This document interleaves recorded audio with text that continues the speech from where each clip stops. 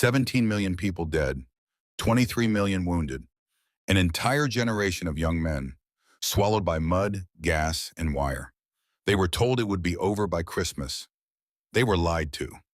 Cut to sepia-toned montage, soldiers marching, women waving goodbye, newspapers with war-declared headlines. Music swells. World War I, the Great War, was unlike anything humanity had ever experienced.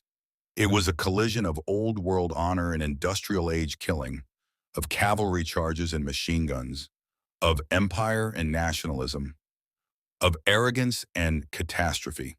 In the next 15 minutes, we're going to tell you the full story. From the assassination that lit the fuse, to the armistice that silenced the guns, and the consequences that echo to this very day. This is the war that broke the world. To understand World War I, you have to understand the Europe it erupted from. By 1914, the continent was a powder keg. Decades of imperial competition had left the great powers, Britain, France, Germany, Austria-Hungary, and Russia, deeply suspicious of one another. They had carved up Africa. They had competed for naval dominance. They had built armies of millions. To manage this tension, Europe had organized itself into two massive alliance systems. On one side, the Triple Entente, Britain, France, and Russia. On the other, the Triple Alliance, Germany, Austria-Hungary, and Italy. The logic was mutual deterrence. An attack on one nation would trigger retaliation from all its allies. The system was supposed to make war unthinkable. Instead, it made it inevitable. On a summer morning in Sarajevo, Bosnia, a 19-year-old Serbian nationalist named Gavrilo Princip stepped out of a delicatessen and changed the course of history. Minutes earlier, an assassination attempt on Archduke Franz Ferdinand, heir to the Austro-Hungarian throne, had failed. His motorcade had taken a wrong turn. Princip found himself standing just feet away from the open car. He fired twice. The Archduke and his wife Sophie were dead within the hour. Austria-Hungary blamed Serbia. Serbia had ties to Russia. Russia was allied with France. France was allied with Britain. Germany backed Austria-Hungary. Within 6 weeks, the interlocking alliances had dragged the entire continent and much of the world into war. Germany's war plan was bold. Known as the Schlieffen Plan, it called for a rapid invasion of France through Belgium, knocking France out of the war in 6 weeks, before turning east to face Russia. It almost worked. German armies swept through Belgium, pushing deep into France. But they were stopped at the First Battle of the Marne in September 1914. The French and British held. The German advance halted. And then something extraordinary happened. Both sides started digging. What followed was the defining image of World War I, the trenches. Stretching over 400 miles from the English Channel to the Swiss border, the Western Front became a vast system of muddy ditches, dugouts, and barbed wire. Millions of men lived in these trenches for months, sometimes years at a time.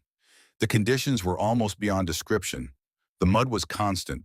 In Flanders, the clay soil turned into a thick, clinging swamp when it rained, which it often did. Men drowned in shell craters. Horses sank without trace. The smell of decay was inescapable. Rats the size of cats fed on the dead. Lice tormented the living. A condition called trench foot, caused by standing in cold water for days, could rot a soldier's feet until they turned black and fell off. Between the opposing trench lines lay no man's land, a strip of churned earth ranging from a few dozen yards to several hundred meters wide. It was cratered by shells, strung with barbed wire, and littered with the unburied dead. To cross no man's land was to walk into near certain death. Machine guns could fire 500 rounds per minute. A man running across the open ground stood almost no chance. And yet, commanders on both sides kept ordering men to try. The Battle of the Somme represents perhaps the single darkest day in British military history. After a week-long artillery bombardment intended to destroy the German defenses, 120,000 British soldiers went over the top at 7:30 in the morning on July 1st, 1916. The German machine guns were waiting. By the end of that first day, the British Army had suffered approximately 57,470 casualties, including nearly 20,000 killed. In a single day, The Battle of the Somme would last another 4.5 months. By its end, over 1 million men on all sides had been killed or wounded. The front line had barely moved. World War I was the first truly industrial war. The same factories that produced consumer goods in peacetime were now churning out shells, guns, and poison gas. Technology had outpaced military strategy, and millions paid for that gap with their lives. On April 22, 1915, soldiers on the Allied side of the line near Ypres, Belgium, noticed a strange yellowish-green cloud drifting toward them from the German trenches. Some thought it was a smokescreen. It was chlorine gas. Thousands of French and Algerian troops were killed or incapacitated in minutes. Survivors described the sensation of their lungs filling with liquid, drowning in their own bodies. Both sides would go on to use gas, chlorine, phosgene, and eventually the most feared of all, mustard gas, which caused blistering, temporary blindness, and slow, agonizing death. By the war's end, over 1 million gas casualties had been recorded. The tank was developed by the British as a direct response to the stalemate of trench warfare.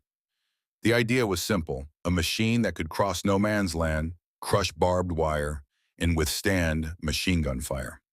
On September 15, 1916, during the Battle of the Somme, tanks appeared on a battlefield for the first time in human history. German soldiers, who had never seen anything like them, fled in terror. Early tanks were unreliable, slow, and prone to breaking down. But they represented the future of warfare. The airplane was just 11 years old when the war began. By its end, aerial combat had become a defining feature of modern warfare. Pilots on both sides flew flimsy, fabric-covered biplanes, initially used for reconnaissance. But soon they were fighting each other in the sky. Dogfights that captured the public imagination back home. Aces like Manfred von Richthofen, the Red Baron, became celebrities. Von Richthofen scored 80 aerial victories before being shot down in 1918. Meanwhile, Germany's Zeppelin airships and bombers were dropping explosives on civilian targets in England, the first time in history that war had come to ordinary people in their homes. While most people's image of World War I is the trenches of France and Belgium, the war was truly global. It stretched across the Middle East, Africa, the Pacific, and the Atlantic Ocean. On the Eastern Front, Germany and Austria-Hungary faced Russia across a line stretching nearly 1,000 miles. Unlike the static trenches of the West, the Eastern Front was more fluid. Lines advanced and retreated across vast distances. Russia suffered catastrophically. By 1917, over 5 million Russian soldiers had been killed, wounded, or captured. Entire armies were sent into battle without rifles, told to pick up weapons from the dead. The strain broke the Russian state itself. In February 1917, Tsar Nicholas II was overthrown. In October, the Bolsheviks under Vladimir Lenin seized power, and Russia signed a separate peace with Germany in early 1918. In 1915, the Allied powers attempted to knock the Ottoman Empire out of the war by capturing the Gallipoli Peninsula and opening a sea route to Russia. The campaign became one of the most disastrous Allied failures of the entire war. Australian and New Zealand troops, the Anzacs, landed on the beaches at Gallipoli on April 25, 1915. What was supposed to be a quick victory became an 8-month nightmare of cliffs, heat, disease, and relentless Ottoman resistance. 250,000 Allied casualties, 250,000 Ottoman casualties, and not a single strategic objective achieved. For Australia and New Zealand, Gallipoli became a defining national tragedy. The date of the landing, April 25th, is still commemorated as Anzac Day every year. For the first 3 years of the war, the United States watched from the sidelines. President Woodrow Wilson ran for re-election in 1916 with the slogan, "He kept us out of war." Two events changed everything. Germany had been waging a submarine campaign against Allied shipping since 1915. In 1917, it declared unrestricted submarine warfare, meaning any ship in the war zone, including American ones, was fair game. American ships and lives were lost. Public opinion shifted. Then, in January 1917, British intelligence intercepted a secret German telegram to Mexico. Germany was proposing a military alliance. If Mexico attacked the United States, Germany would help Mexico recover Texas, New Mexico, in Arizona. When the telegram was published in American newspapers, the outrage was immediate. On April 6, 1917, the United States declared war on Germany. 2 million fresh American troops, the Doughboys, would eventually pour into France. They brought with them not just manpower, but supplies, money, and morale. For the exhausted Allied armies who had been fighting for 3 years, the Americans' arrival felt like salvation. By the summer of 1918, Germany was in crisis. The Hindenburg Line, its last major defensive position, was being broken by Allied offensives. Its allies were collapsing.